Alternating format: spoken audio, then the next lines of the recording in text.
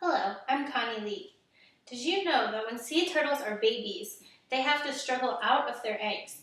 And after the long struggle out of their egg, they have to struggle out of the nest, across the beach, into the ocean. They need to leave the nest or they will die.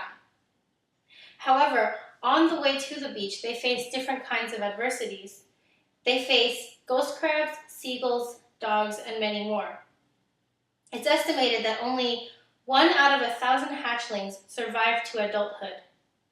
But when they do survive, when they make it all the way to the ocean, they can live for 50 years and longer.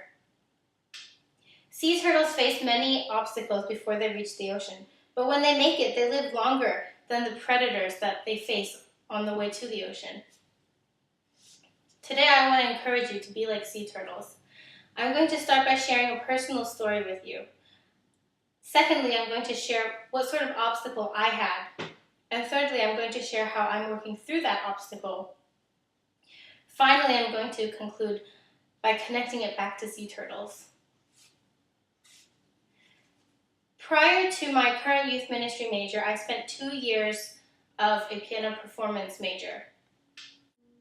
In a Chinese family, it's very exciting to hear that your child is going to be a doctor or a lawyer or a performer, especially in the piano. However, after 2 years of piano performance, I realized that that was not the major for me, and I switched to youth ministry at a different school.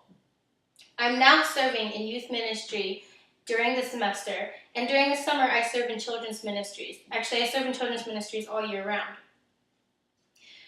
Although I enjoy it very much, I started out with a lot of disapproval from my parents. My obstacle was dealing with my parents' obvious disapproval of what I was doing.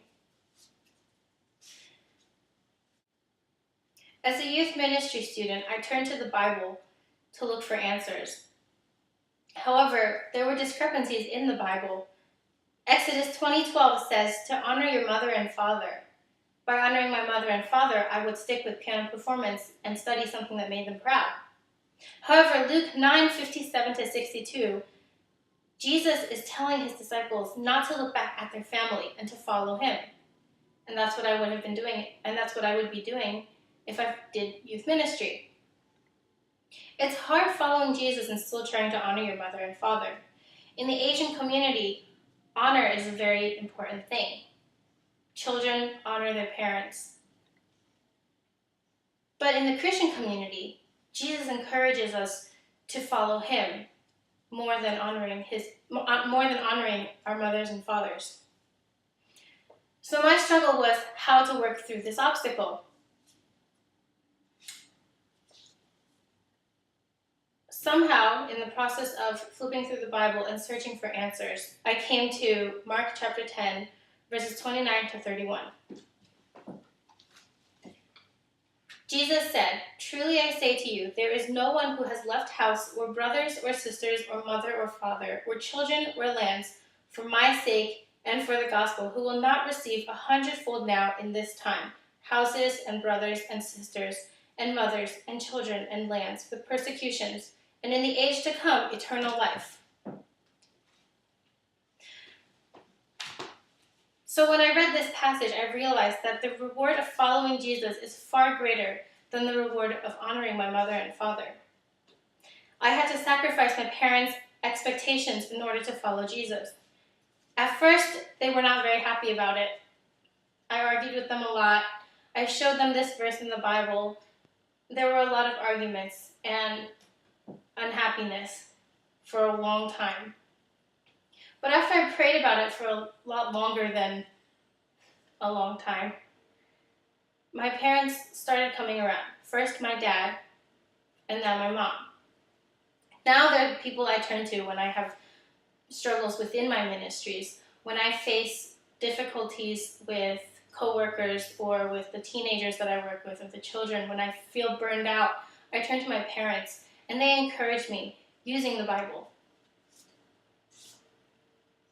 So I just want to encourage you to be like sea turtles. Struggle is inevitable. Everyone faces struggles in life. But be that 1 out of 1,000 that makes it and lives a long, full life. You don't have to be the strongest or the fastest or the best. Sometimes a fast baby sea turtle gets picked up by a seagull. Sometimes the strongest baby sea turtle gets eaten by a dog or a crab.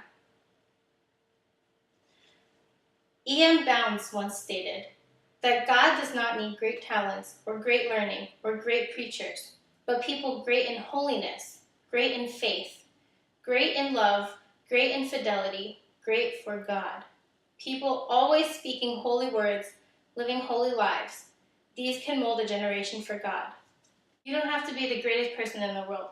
You can make a big difference in someone's life right now with what you're doing. Thank you.